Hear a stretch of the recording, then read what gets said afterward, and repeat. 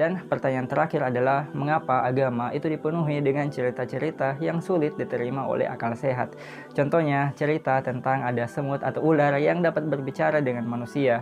Ada manusia yang bisa berteleportasi, dan masih banyak lagi cerita-cerita yang dimana jika diceritakan oleh orang zaman sekarang, maka akan terkategori sebagai cerita fiksi. Saya sangat ingin mempercayai cerita tersebut jika didukung oleh bukti yang bisa dicek kebenarannya secara empiris. Ya, dari pertanyaan yang barusan disampaikan oleh ateis tersebut, saya jadi mikir eh, pada saat Nabi Muhammad SAW menginformasikan kepada umatnya pada saat itu bahwa beliau telah melakukan Isra Mi'raj, ya, perjalanan dari Mekah ke Masjidil Aqsa sampai ke Sidratul Muntaha, lalu balik lagi dalam waktu 1 malam yang jaraknya itu ribuan kilometer, sesuatu yang mustahil untuk dilakukan oleh manusia biasa gitu. Dan pada saat itu Nabi Muhammad menginformasikan, mengumpulkan orang-orang, dan diantaranya ada Abu Jahal dan Abu Bakar. Pada saat itu Abu Jahal benar-benar tidak meyakini karena alasannya ya seperti ateis itu bilang bahwa hal itu tidak masuk akal dan tidak ilmiah. Saya jadi mikir, mungkin jika saya seorang yang berpikiran sama seperti ateis tersebut, ya artinya harus ilmiah, pasti saya jadi anak buahnya Abu Jahal gitu.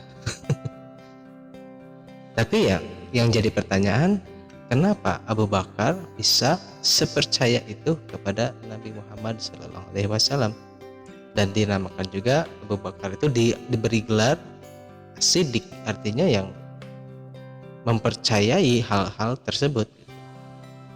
Jadi Abu Bakar melihat dari inti informasi tersebut bahwa Nabi Muhammad tidak berangkat dengan keinginan sendiri. Jadi kalau misalnya ada manusia yang bisa berteleportasi, nah itu tidak mungkin. Tapi kalau misalnya saya diteleportasikan oleh siapa? Saya diteleportasikan oleh Allah Subhanahu wa Ta'ala. Oh, itu jadi bahasanya mungkin. Mungkin itu terjadi. Pertama, itu kalau misalnya ada manusia.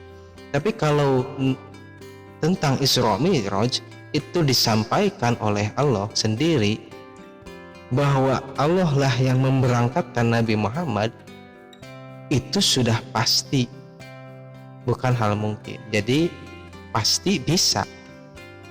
Nah, kalau misalnya ada orang yang berbicara bahwa saya bisa berangkat dari Mekah ke Masjidil Aqsa sampai ke Sidratul Muntaha terus balik lagi dalam 1 malam, itu tidak masuk akal.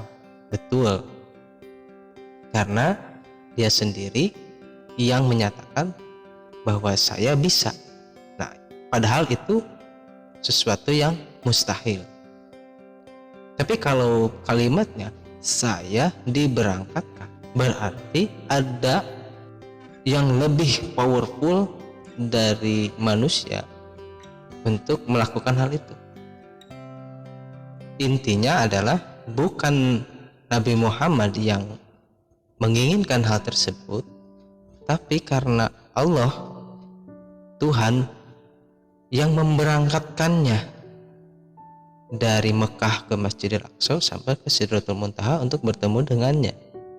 Jadi masuk akal buat kita bahwa sosok powerful di balik mukjizat Isra Mi'raj itu adalah yang maha kuasa, yang maha berkehendak, apapun bisa dilakukan olehnya. Jadi tidak ada yang tidak mungkin baginya. Nah, itu menjadi hal yang masuk akal buat kita orang yang beriman. Terus untuk tadi disampaikan bahwa ada manusia yang mampu berbicara dengan hewan.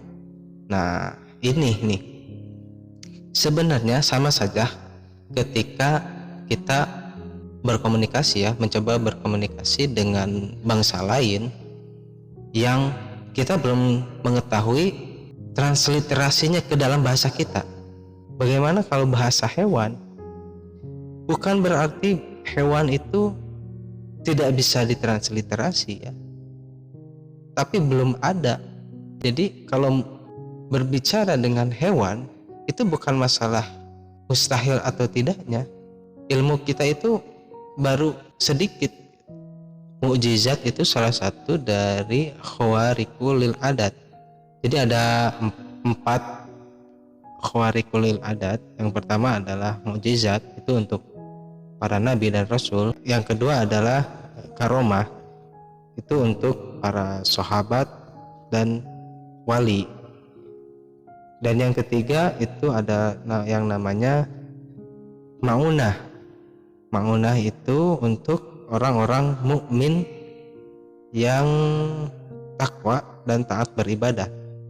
Jadi ya, sebenarnya buat kita orang-orang yang beriman, ketika sudah meyakini Tuhan yang Maha Kuasa terhadap sesuatu, tidak ada yang tidak mungkin.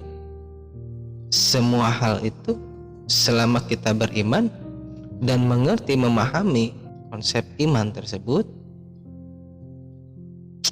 mudah sebenarnya, mudah untuk dipahami. Jadi ya itulah, yang pertama Anda beriman dulu, lalu dikuatkan dengan dalil-dalil. Nah, jadi kembali lagi ya tentang khawariqul adat, ada 4 itu, terutama yang 3 ya, dari mukjizat, karomah, maunah, itu situasional dan kondisional, bukan pengakuan dari diri sendiri bahwa misalnya sekarang lagi musim nih perdukunan gitu, menginformasikan bahwa saya kebal. Nah, kalau yang seperti itu ya untuk orang yang beriman itu kami tidak percaya. Kalau misal kalimatnya begini, saya dikebalkan oleh Allah, dalam kategori pertolongan, misal dia dalam kondisi terjepit, terpepet, atau misalnya antara hidup dan mati, tiba-tiba ada pertolongan yang tadinya memang belum waktunya meninggal misalnya, terus ada yang ngebacok dia, terus dia malah nggak kenapa-napa, bukan berarti dia itu kebal sendiri. Pertama, belum waktunya untuk meninggal, dan dia adalah orang yang beriman, orang yang memang pantas untuk mendapatkan pertolongan tersebut.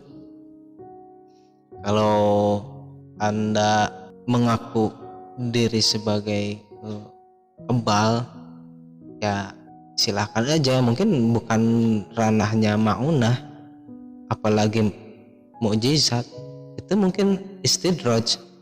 Istidraj itu bisa bekerja sama dengan jin, orang-orang kafir lah, bisa kebal, bisa, tapi itu bukan berdasarkan pertolongan, tapi lebih ke perbuatan syirik lah, perbuatan kafir gitu. Artinya dia meminta pertolongan selain Allah, misalnya jin. Kalau orang-orang yang seperti itu ya sebenarnya tidak usah kita hiraukan lah ya, itu mungkin hanya untuk hiburan saja buat kita. Untuk orang-orang yang beriman, kita hanya perlu beriman kepada Allah dan pertolongan itu pasti ada. Demikian yang bisa saya sampaikan, mudah-mudahan bermanfaat. Wabillahi taufik wal hidayah. Wassalamualaikum warahmatullahi wabarakatuh.